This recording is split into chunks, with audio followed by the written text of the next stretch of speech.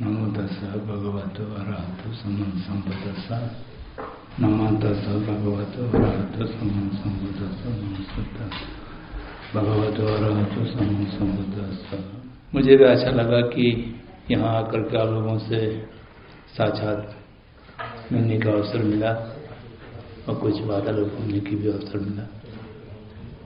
इस स्थान मेरे लिए बहुत महत्वपूर्ण स्थान है। मेरे मूल गुरु जबजीरान मुझे यहाँ रहा करते थे।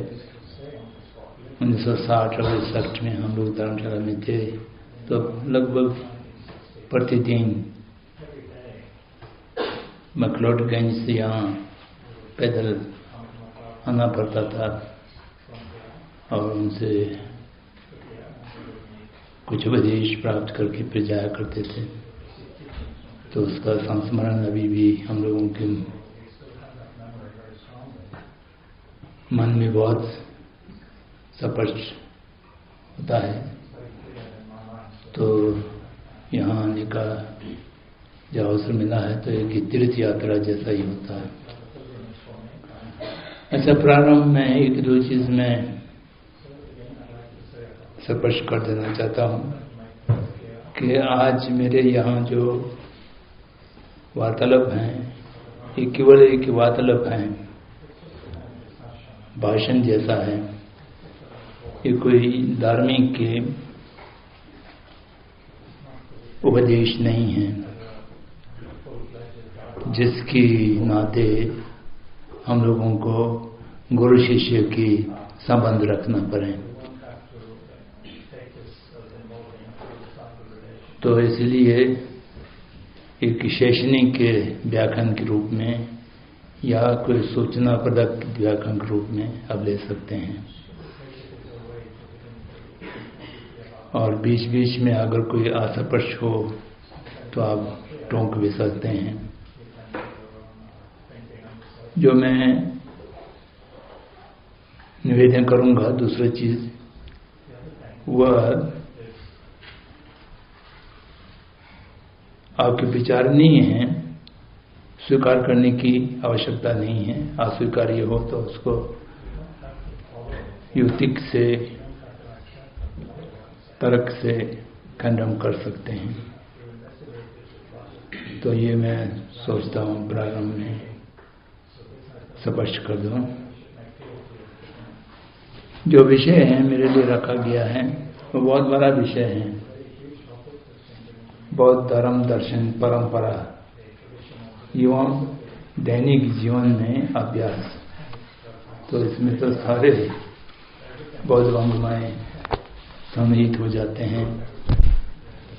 तो 1 घंटे की वार्तालाप में इन सब के ऊपर कैसा न्याय करूं, मुझे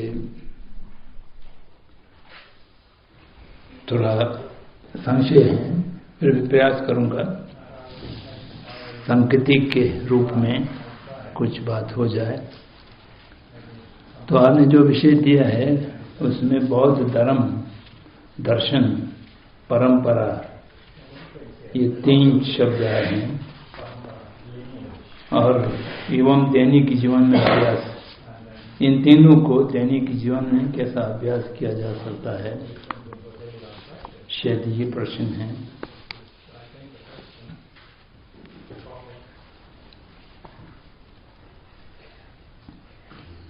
तो इसमें प्रथम शब्द तो बौद्ध है।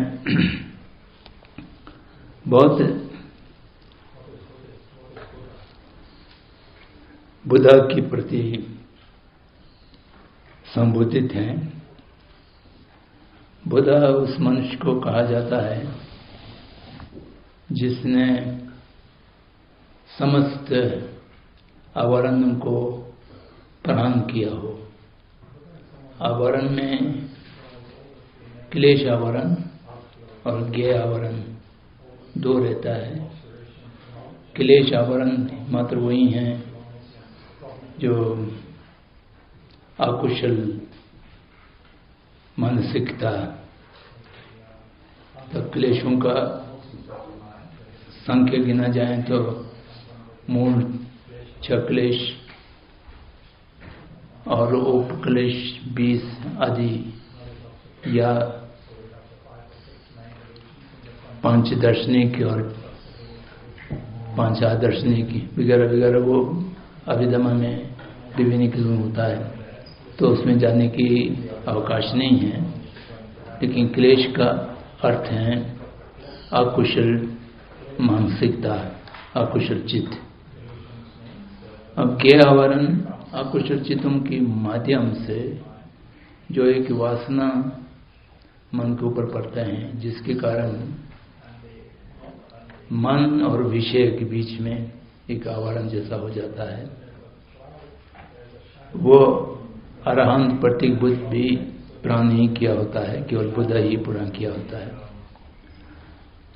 तो ये आवरण का प्रहान के पश्चात सौर ज्ञान प्राप्त होते हैं। सौर ज्ञान का अर्थ है कि कोई भी चीज अज्ञान में ना रह जाए। समस्त धर्म, जितना भी धर्म है, और सब साक्षात और हमेशा परम सत्य और समृद्ध सत्य दोनों एक साथ साक्षात कर सकें, और जिसमें समाधि और समाधि इतर की अंतर ना हो, तो ऐसा अवस्था जिसको प्राप्त है उसको बुद्ध कहा जाता है। ऐसा बुद्ध उत्तम निर्माकायक रूप में जब जब उत्पन्न होता है, वह ऐतिहासिक बुद्ध बनते हैं। जैसा इस जगत में इस कल्प में 1000 बुद्ध उत्पन्न होंगे, तो उसमें से 3 जा चुके हैं। गौतम बुद्ध जिस शासन में हम लोग हैं, वो चौथा है। 2500 वर्ष पहले भारतवर्ष में उत्पन्न हुआ, धम्मचक्र प्रवर्तन किया, द्वादश कार्य किए, और जिस शासन में हम लोग पहुंचे हुए हैं, तो यहाँ पर इस विशेष संदर्भ में कहा जाए तो बौद्ध जो हैं वो गौतम बुद्ध को ही माना जा सकता है। फिर दूसरा शब्द है धर्म। धर्म का अर्थ बहुत व्यापक है, अपने संदर्भ के साथ इसका अर्थ बदलते जाते हैं। व्याकरण युक्ति में धर्म के शब्द के अर्थ 10 प्रकार के अर्थों में किया गया है। वो केवल 10 में सीमित नहीं है, 10 मुख्य रूप से उदाहरण के रूप में है। तो मूल रूप से जो गिरने वाले को थोड़ा उठाते हो, धारण करते हो, ऊपर रखते हो, उसको धर्म के शब्द से कहा गया है। जब हम बुद्ध धर्म कहते हैं तो बुद्ध के द्वारा उपदेशित मार्ग फल की व्यवस्था है, उसको धर्म कहते हैं यहाँ पर विशेष संदर्भ में। अन्यथा धर्म का शब्द संदर्भ के मुताबिक विभिन्न शब्दों में विभिन्न अर्थों में चले जाते हैं, लेकिन यहाँ धर्म का जो शब्द लिया गया है, ये त्रिशरण की अंतर्गत की धर्म की बात है।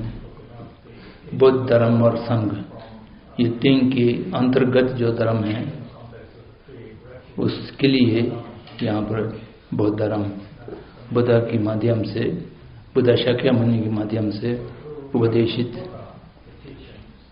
माघ और माघ फल। माघ और माघ फल इसलिए मैं कह रहा हूँ, त्रिशरण के अंतर्गत की जो धर्म है, उसमें माघ और निरोध, ये 2 शरण की धर्म के रूप में माना जाता है। मार्ग जिस माध्यम से क्लेशों को या ज्ञेय आवरण को प्रहान करते हैं, उसको मार्ग करते हैं।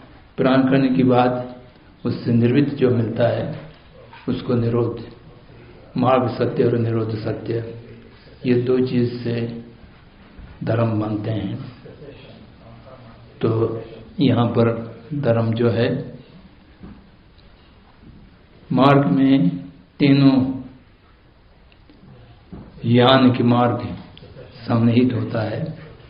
चार्वाक यान जिससे अरहंत प्राप्त होते हैं, प्रत्येक बुद्ध यान जिससे प्रत्येक बुद्ध प्राप्त होते हैं, जिससे बुद्ध सत्व यान बुद्धत्व प्राप्त होते हैं।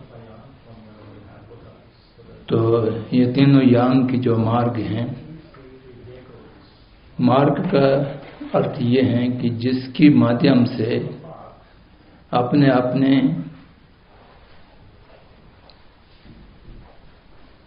जिन चीजों को समाप्त और निवृत्त होना होता है, उसकी निवृत्त करने वाले उसको मार्ग, जो निवृत्त हो जाता है उसको निरोध सत्य कहते हैं। तो इस दृष्टि से जो धर्म जो है मूल रूप से मार्ग और निरोध की बात को कहते हैं, लेकिन उसको और व्यापक स्वरूप देखा जाए तो जिन धर्म की मार्ग और निरोध के सत्य को अभिव्यक्त करते हैं, जो शब्द हैं, उसको भी धर्म माना गया है। तो इसलिए धर्म के अंतर्गत जो आते हैं आगम और अधिगम। आगम धर्म में त्रिपिटक और अधिगम धर्म में त्रिशिषा, मोटा मोटा रूप से ऐसा कहा जा सकता है। अधिगम मन की पृष्ठभूमि में होता है और आगम शब्द की पृष्ठभूमि में होता है। तो आगम और अधिगम धर्म दोनों धर्म के अंतर्गत आता है। तो फिर दर्शन दिया है। दर्शन मार्ग से भिन्न नहीं है। दर्शन भी मार्ग का एक अंग है। जहां पर धर्म कहा गया है उससे दर्शन अलग नहीं भी करें तो धर्म में दर्शन सन्निहित माना जा सकते हैं। लेकिन दर्शन का अर्थ सिद्धांतिक के दृष्टिकोण को दर्शन कहलाते हैं। आजकल बहुत लोग दर्शन फिलॉसफी की पर्यायवाचा में लेते हैं, लेकिन वो बहुत सूक्ष्म रूप से विश्लेषण करें तो फिलॉसफी और दर्शन एक जैसे नहीं है, थोड़ा उसमें अंतर पड़ेगा। यहाँ पर दर्शन मूल रूप से सिद्धांत, एक सिद्धांत बनते हैं, उसको दृष्टा करने वाले चित्त को ही दर्शन कहलाते हैं।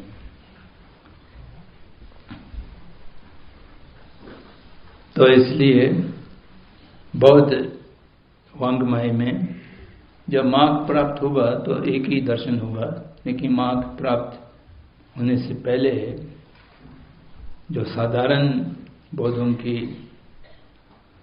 सिद्धांत या दर्शन की भेद को देखा जाए तो बौद्ध दर्शन में 4 निकाय या 4 अलग अलग संप्रदाय कहा जा सकते हैं, होते हैं। उसमें वैभाषिक, स्वतांत्रिक, चित्त मात्रता, माध्यमिक दर्शन की दृष्टि से 4 वर्ग में विभाजित होता है। परंतु मार्ग प्राप्ति के लिए माध्यमिक दर्शन को ही देखना होगा, जाना होगा। बाकी दर्शन माध्यमिक दर्शन तक पहुंचने के लिए एक सीढ़ी के रूप में है। तो दर्शन का मूल प्रस्थान है वो यथार्थ को या तथ्य को, परम सत्य को देखने की एक चेष्टा है। उस चेष्टा में संपूर्ण वस्तुओं की यथार्थ स्थिति कैसे होता है, वो पतित संपन्न से उत्पन्न होता है। ये तो सभी चारों धर्म प्रस्थान मानते हैं, लेकिन पतित संपन्न होने की व्यवस्था है, उसके विवरण है, उसमें थोड़ा अंतर हो जाता है। तो इसलिए दर्शन जो है मार्ग की प्रारंभिक की आवश्यकता है, यथार्थ को स्पष्ट दिखना। इसलिए अभी बताया गया, आप लोगों ने अष्टांगिक मार्ग को अध्ययन किया है पिछले दिनों में, तो उसमें पहला आते हैं समय की दृष्टि। समय की दृष्टि का अर्थ यही है कि सबसे पहले दार्शनिक की दृष्टि से यथार्थ को समय के रूप से देखना। वो सभी अन्य मार्ग अंगों की मूल पृष्ठभूमि है, जहाँ पर समय की दृष्टि समय नहीं होंगे, दृष्टि में कोई त्रुटि रह जाएंगे, तो बाकी जो साथ उसके बाद में आते हैं उस सब अंगों में समयता आना कठिन रह जाएंगे। तो इसलिए धर्म और दर्शन में, दर्शन धर्म के अंतर्गत ही आते हैं।